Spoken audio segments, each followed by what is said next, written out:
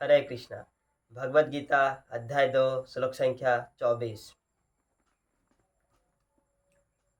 अच्छेद्यम् अदाहयम् यक्लेदशस्यैव च नित्य सर्वगतस्थानो अचलयम् सनातनः। यह आत्मा अखंडित तथा अघुलनशील है। इसे ना तो जलाया जा सकता है, ना ही सुखाया जा सकता है। यह शाश्वत, सर्वव्यापी, अविकारी, स्थिर तथा सदैव एक सा रहने वाला है। यहाँ पे भगवान आत्मा के बारे में कम से कम 5-6 गुण यहाँ पे बता रहे हैं कि ये जो गुण है ये आत्मा का गुण है। जो पहले जो दो गुण बता रहे हैं वो है अखंडित और अघुलनशील।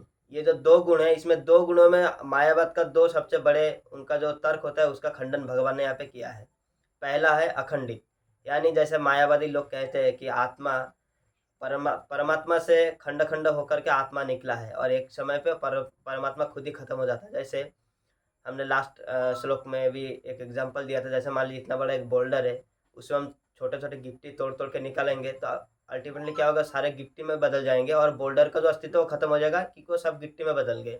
इसी तरह परमात्मा से सब टुकड़े टुकड़े होकर के आत्मा निकला है, फिर परमात्मा का अस्तित्व खत्म हो गया। लेकिन यहाँ पे भगवान बता रहे अखंडित है, यानी आत्मा के बारे में बता रहे अखंडित है। जब आत्मा ही अखंडित है तो परमात्मा को कैसे आप खंड खंड कर सकते हैं। यानी यहाँ पे मायावाद का जो तर्क है वो खंडन हो जाता है उसका। और दूसरा बता रहे भगवान यहाँ पे अघुलनशील है, यानी मायावादी लोग और भी कई सारे ऐसे संस्था है जो लोग बताते हैं कि लास्ट में हमें परमात्मा में विलीन होना हो जाना है, परमात्मा के अंदर चले जाना है। ऐसे ऐसे बहुत सारे तर्क वो लोग देते हैं।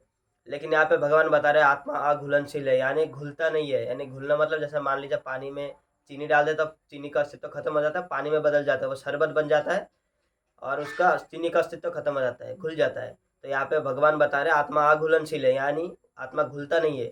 तो अगर घुलेगा नहीं तो विलीन किस में हो जाएगा। विलीन होने के लिए उसमें घुस जाना पड़ेगा ना, उसमें विलीन हो जाना पड़ेगा, घुल जाना पड़ेगा। लेकिन यहाँ पे तो आत्मा घुलता है नहीं, तो विलीन कैसे हो जाएंगे। तो यहाँ पे भी परमात्मा जो आत्मा के बारे में मायावादियों के तर्क है उसका भी भगवान यहाँ पे खंडन कर देते हैं। इसके अलावा भगवान यहाँ पे बता रहे हैं कि आत्मा को जलाया नहीं जा सकता, सुखाया नहीं जा सकता।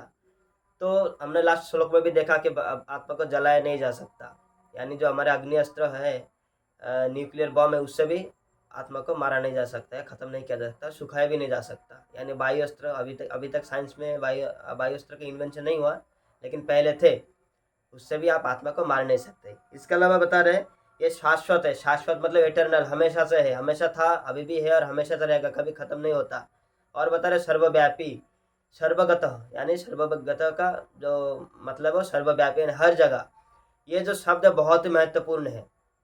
जैसे आत्मा हर जगह पे है, हर जगह मतलब आप ऐसा कोई जगह सोच ही नहीं सकते जहाँ पे आत्मा नहीं है, चाहे वो पानी के अंदर हो, आसमान में हो, मिट्टी के नीचे हो, कहीं भी हो।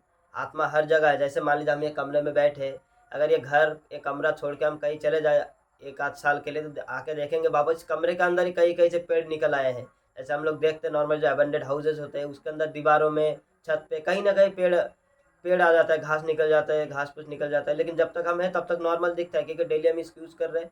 लेकिन जैसे हम जाएंगे इसमें कहीं से पेड़ पौधे निकल आएंगे, तो इससे ये समझ में आता है कि आत्मा हर जगह मौजूद है, बस वो निकलने का वेट कर रहे हैं। और यहाँ पे हर जगह का मतलब ये सूरज में भी आत्मा है। जैसे सूरज के जो बैक्टीरिया वो भी सूरज में भी रहते हैं, क्योंकि यहाँ पे भगवान बता रहे आत्मा जलता नहीं, यानी सूरज में भी अगर रहेगा तो जलेगा नहीं और सर्वव्यापी है।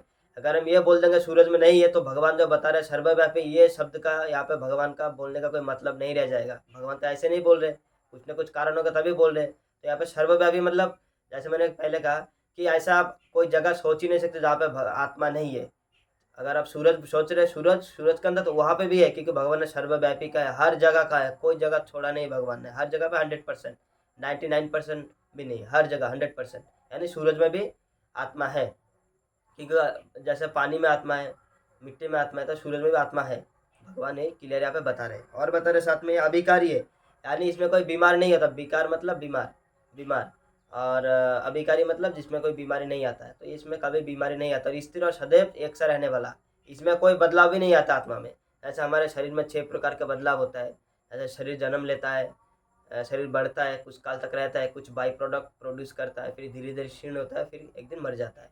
तो ये 6 प्रकार का बदलाव जो शरीर में होता है, लेकिन आत्मा में कोई बदलाव नहीं होता। आत्मा सदैव एक सा रहता है, और इसीलिए हमें ये पता चलता है कि आत्मा जो है परमात्मा का ही अंश है, क्योंकि परमात्मा में कोई बदलाव नहीं होता। ये सारे गुण जो है परमात्मा में है, क्योंकि परमात्मा और आत्मा गुणात्मक दृष्टिकोण से एक है, लेकिन अगर आप इसे परिमाण में देखें तो ये बहुत ही, दोनों में बहुत ही फर्क है। इसीलिए हमारा कर्तव्य बनता है अनुरूप में विभु का, यानी परमात्मा का सेवा करना। हरे कृष्णा।